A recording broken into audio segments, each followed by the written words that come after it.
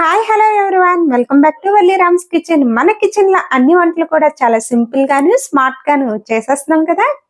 పిండి వంటలు సిరీస్ లో భాగంగా పండుగలకి ఎంతో ఇష్టపడి చేసుకునేటువంటి నేతి అరిసెలను అయితే ఈ రోజు ప్రిపేర్ చేసి చూపిస్తున్నాను. అరిసెలు అనేవి మ్యాక్సిమం అన్ని ప్రాంతాల వాళ్ళు అయితే ప్రిపేర్ చేస్తారండి. మరి గోదావరి స్టైల్లో అయితే ఈ రోజు ఈ నేతి అరిసెలు ఎలా ప్రిపేర్ చేయాలనేది చూపిస్తాను. మా చిన్నప్పుడు అయితే ఈ అరిసెల్ని చాలా చక్కగా అమ్మ వాళ్ళు అండ్ అమ్మమ్మ వాళ్ళు ప్రిపేర్ చేసేవారు. వాళ్ళు ప్రిపేర్ చేస్తున్నప్పుడు చలిమిడి ప్రిపేర్ చేసేవారు కదా. ఫస్ట్ ఆ చలిమిడి అయితే టేస్ట్ చేసేవాళ్ళము. ఈ పిండి వంట అయితే రెగ్యులర్ గా ప్రిపేర్ చేసేవారు కాదండి. ఏదైనా పండగ వచ్చినప్పుడు దీపావళి పండగకి లేదంటే సంక్రాంతి పండగకి, ఈ రెండు పండగలకి ఖచ్చితంగా ఈ పిండి వంట అయితే ఖచ్చితంగా ప్రిపేర్ చేసేవారు.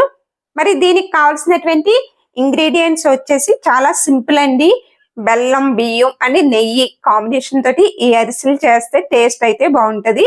ఇదిగోండి, ఇవి రేషన్ రైస్, కంట్రోల్ రైస్ అంటాం కదా. ఈ రైస్ ని అయితే మాక్సిమం ఒక 16 to 8 hours అయితే సోక్ చేసుకోవాలి.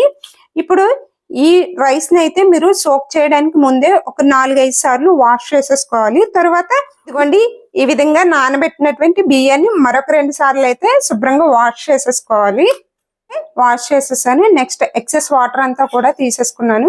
మీకు చూపిస్తున్నాను చూడండి. ఇక్కడ ఇలాంటి ప్లేట్ ఏదైనా సరే ఇలా బార్లించి మనం వాటర్ అనేవి సెపరేట్ చేసేసుకోవాలి. ఇలా సెపరేట్ చేసుకుంటే మొత్తం అన్ని వచ్చేస్తాయన్నమాట. నేను ఆ ప్రాసెస్ చేసేసానండి. ఇప్పుడు ఈ బియ్యాన్ని చక్కగా మిక్సీలో పట్టించుకున్నా సరే, లేదంటే బయట మర పట్టించుకున్నా కూడా బానే ఉంటది. సో నేనైతే ఈ బియ్యాన్ని అంతటిని కూడా మర పట్టించేస్తున్నాను. ఈ బియ్యం మరి పొడిగా అయిపోయేలాగా మనం ఆడించుకోకూడదు. కొంచెం తడిగా ఉన్నప్పుడే ఆడించుకోవాలి. అప్పుడే మనకి పిండి తడిదనం అనేది పోకుండా ఉంటది అన్నమాట. పిండి అయితేనండి మరపట్టించేసి ఇలా తెచ్చుకున్నాను. దీన్ని అయితే ఒకసారి జల్లించుకోవాలన్నమాట. దానికన్నా ముందైతే మనం పాకానికి బెల్లం అయితే పొయ్యి మీద పెట్టేసుకున్నాము. ఎప్పుడైనా సరే అరిసెలు ప్రిపేర్ చేయడానికి బెల్లం అనేది ఇంపార్టెంట్ అండి. ఏ బెల్లాన్ని పెడితే ఆ బెల్లాన్ని అయితే యూజ్ చేయకూడదు. మనకి ఉప్పు లేని బెల్లము అండ్ దిమ్మ బెల్లము అంటారు కదా, లేదంటే ఇలాంటి చెక్క బెల్లము, ఈ రెండింటినే యూజ్ చేయాలి. నెక్స్ట్ రంగు లేని బెల్లం కూడా తీసుకోవాలన్నమాట. ఇప్పుడు ఇక్కడ క్వాంటిటీ చెప్తున్నానండి. మీకు కేజీ బియ్యానికి మీకు ఇంచుమించుగా 700 grams వరకు బెల్లం అయితే పడుతుంది. ఇప్పుడు కేజీ బియ్యాన్ని అయితే నేను ఆడించుకున్నాను కదా, కొంచెం బియ్యం అనేది ఎప్పుడు కూడా ఎక్స్ట్రా యాడ్ చేసుకోవాలన్నమాట. ఆ విధంగా నేనైతే పిండి పట్టించేసుకున్నాను. ఇప్పుడైతే ఈ 700 grams బెల్లాన్ని కూడా చిన్న చిన్న పీసెస్ కింద ముక్కలు చేసుకున్నాము. ఇదిగోండి, ఇలా చిన్న ముక్కల కింద బెల్లం అంతా కూడా చితక కొట్టేసుకుంటున్నా. ఇదిగోండి, ఇప్పుడు ఈ బెల్లాన్ని ఇలా ఖాళీగా ఉన్నటువంటి పాత్రలో వేసుకుని ఇక్కడ వాటర్ వచ్చేసి ఒక గ్లాస్ వాటర్ అయితే యాడ్ చేసుకోవాలి. ఈ పాకం రెడీ అవడానికి మాక్సిమం ఒక 20 minutes టైం అయితే పడుతుందండి. వెంటనే అయిపోదు. మీకు పాకం దగ్గరకు వచ్చాక చూపిస్తాను. ఇదిగోండి, పాకం చూపిస్తున్నాను మీకు. కొద్దిగా బెల్లం అనేది మనం ఇలా వాటర్ లో వేసి చూసుకోవాలి. బాల్ లా రావాలన్నమాట. ప్లేట్ నుంచి సెపరేట్ అయిపోయి మనకి బాల్ లా వచ్చిందంటే పాకం అనేది రెడీ అయిపోయినట్టే. ఇదిగోండి చూడండి, ఇదిగోండి ఇలా బాల్ కింద వచ్చింది కదా. ఇప్పుడు ఈ స్టేజ్ లో పిండి అనేది యాడ్ చేసుకోవాలి. ఇలా రావాలి. కొద్దిగా యాలకుల పొడిని కూడా యాడ్ చేసుకోవాలి. ఇప్పుడు వెంటనే మాట ముందుగా రెడీ చేసినటువంటి పిండిని యాడ్ చేసుకుంటూ కలుపుకోవాలి. పిండిని కొంచెం కొంచెం యాడ్ చేసుకుంటూ మనము ఈ పాకంలో చలిమిడి కింద రెడీ చేసుకోవాలి. ఈ విధంగా పోసేసుకుంటూ వెంటనే మిక్స్ చేసేసుకోవాలి. కొంచెం కూడా చల్లారనివ్వకూడదండి. ఇలా వెంటనే యాడ్ చేసేసుకోవాలి. ఇదిగోండి, పిండి కూడా యాడ్ చేసాను. కొద్దిగా లైట్ గా ఆయిల్ అయితే వేసానండి, ఎక్కువ అవసరం లేదు. ఒక 2 tablespoons వరకు ఆయిల్ కూడా యాడ్ చేసుకోవాలి. ఈ కన్సిస్టెన్సీ ఉండే విధంగా చూసుకోండి. ఎందుకంటే మనకి కూల్ అయిన తర్వాత మరి కాస్త బిగిసిపోద్ది కదా, అరిసె అనేది సాగదన్నమాట. సో ఇప్పుడు ఈ కన్సిస్టెన్సీ వచ్చిన తర్వాత మనం అరిసెలు అనేవి ప్రిపేర్ చేసుకోవాలి. ఈ పిండి మిగిలిపోయింది కదా, ఈ పిండి అయితే ఏదైనా దోశల్లోనూ లేదంటే బజ్జీలు అవి ప్రిపేర్ చేసుకున్నాం కదా, అప్పుడైతే యూజ్ చేసేసుకోవచ్చు. ఇప్పుడు నేతి అరిసెలు అన్నాను కదండి, మనము నెయ్యి పెట్టేసుకుని అరిసెలు చేసుకుని ఫ్రై చేసుకోవడమే. అరిసెలు ప్రిపేర్ చేయడానికి అరిసెలు సట్రాలు కావాలి కదా, కానీ అరిసెలు సత్రాలు ఏమీ లేకుండా ఇలా అన్నమాట చిల్లులు బుట్ట ఉంటది కదండి, ఇలాంటి చిల్లుల బుట్ట ఒకటి, నెక్స్ట్ ఇత్తడి చెంబు, ఈ రెండు యూజ్ చేసి మనం అరిసెలు అనేవి ప్రిపేర్ చేసుకోవచ్చు. అరిసెలు చలిమిడి ఉంది కదా, ఇది కూల్ అవ్వకుండా ఏదైనా ఒక ప్లేట్ బార్లింగ్ చేసుకుని మనకి ఎప్పటికప్పుడు మాట కొద్దిగా పిండి అనేది వేరే బౌల్లోకి తీసుకోవాలి. ఇలా వేరే బౌల్లోకి తీసుకోవాలి. ఇవి అరిసెలు ప్రిపేర్ చేసిన తర్వాత మళ్ళీ అయితే తీసుకున్నాము. ఇదిగోండి, ఏదైనా ఒక అరిటాక్కి లేదంటే పాలిథిన్ కవర్ కి ఆయిల్ అప్లై చేసుకుని అరిసికి పిండి ముద్ద ఇలాగా తీసుకోవాలి. చూడండి బాగా వచ్చింది మనకి చలిమిడి.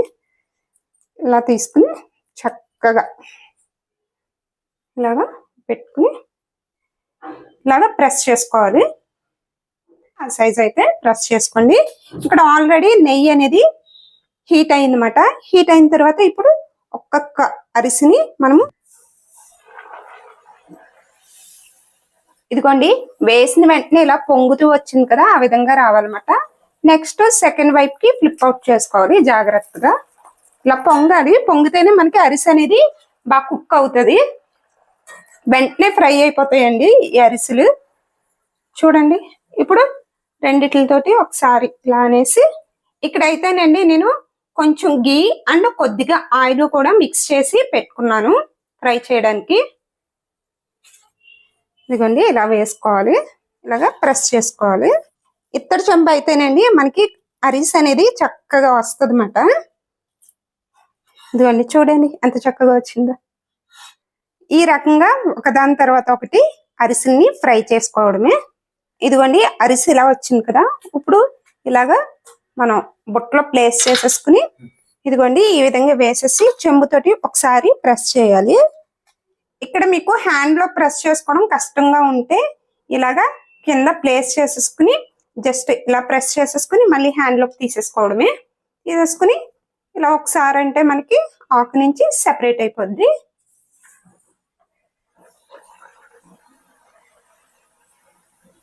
వెంటనే తిప్పేసుకోవద్దండి, కొంచెం కలర్ చేంజ్ అవుతుంది కదా, ఈ స్టేజ్ లో తిప్పుకుంటే మనకి అరిసె అనేది విరిగిపోకుండా వస్తుంది.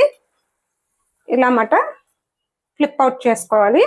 లైట్ గా మీకు అక్కడక్కడ హోల్ పడినా ఏమీ కాదండి, మనం ప్రెస్ చేసుకుంటాం కదా చెంబుతోటి, అప్పుడైతే సరైపోతాయి.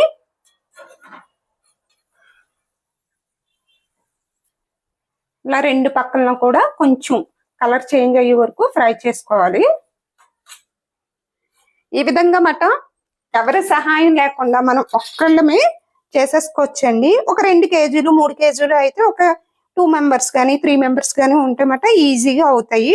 మరొక టిప్ ఏంటంటే అరిసెలు మనం ఇలా చేసిన తర్వాత అండి ఒకదాని మీద ఒకటి ప్లేస్ చేయకూడదు, కూల్ అయ్యే వరకు ఎప్పుడు కూడా ఇలాగ పరుచుకుంటూ రావాలన్నమాట. ఇలాగా ప్లేస్ చేసుకుంటూ మనం రావాలి.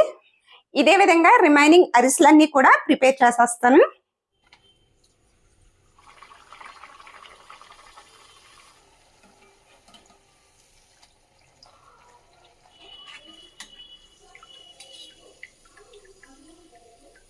ఇదే రకంగా అన్ని అరిసెలు కూడా చక్కగా ప్రెస్ చేసుకోవాలన్నమాట. ప్రెస్ చేసుకుని ఇలా అరిటాకు మీద పెట్టుకుంటే కూల్ అవుతాయి. చూడండి మీకు ఇక్కడ చూపిస్తున్నాను. మనము ఇత్తడి చెంబుతోటి ప్రెస్ చేసాం కదా, ఆయిల్ అనేది ఎక్సెస్ ఆయిల్ అంతా కూడా ఇలా కిందకి మనకి వచ్చేస్తుంది పళ్ళెంలోకి. ఈ ప్రాసెస్ అనేది కంపల్సరీ అండి. మనకి అరిసెలు చెక్కలు లేకపోయినా సరే ఇలా ఇత్తడి చెంబుతోటి ప్రెస్ చేసుకోవచ్చు. ఇప్పుడు మనం రెడీ చేసినటువంటి అరిసెలన్నిటినీ కూడా మనం పెట్టుకుందాము. ఏదైనా ఒక ఎయిర్ టైర్ గాలి చొరబడిన డబ్బాలు ఉంటాయి కదా, దాంట్లోకి పెట్టుకుంటే మనకి ఒక నెల రోజులైనా సరే ఈ అరిసెలు అనేవి పాడవు. మీరు అబ్జర్వ్ చేసినట్లయితే నాకు అరిసెలు ఎక్కడా కూడా విరిగిపోలేదండి. ఒక్క అరిసె కూడా విరిగిపోకుండా చాలా చక్కగా వచ్చినాయి. సో నేను చెప్పినటువంటి టిప్స్ అయితే ఫాలో చేయండి, చాలా పర్ఫెక్ట్ గా వస్తాయి. మరి మన పాతకాలం వంట అయినటువంటి ఈ అరిసెల్ని ఎప్పుడూ కూడా మర్చిపోలేమండి. చూసారు కదా, ఈ రకంగా అరిసెలను అయితే ప్రిపేర్ చేశాను. ఈ అరిసెలు అయితేనండి కరకరలాడే అరిసెలు మాట. యాక్చువల్ గా మెత్తగా దూదుల్లా ఉంటే అరిసెలు వేరు, ఇవి వేరండి. ఇవి అయితే ఎక్కువ కాలం నిలువ ఉంటాయి అన్నమాట. అరిసె అనేది విరిచి చూపిస్తున్నానండి, ఎంత కరకరలాడుతూ వచ్చిందో మీకు తెలుస్తుంది. చూడండి లోపల కూడా మనకి అరిసె అనేది మంచిగా అయితే కుక్ అయింది. ఈ విధంగా అయితే కుక్ అవ్వాలండి. సో పాకం పట్టుకోవడంలో కూడా మనకి అరిసె అనేది వస్తుంది అనమాట. అండ్ బెల్లం యూజ్ చేస్తాం కదా, ఆ బెల్లం కూడా పెర్ఫెక్ట్ గా ఉండాలి.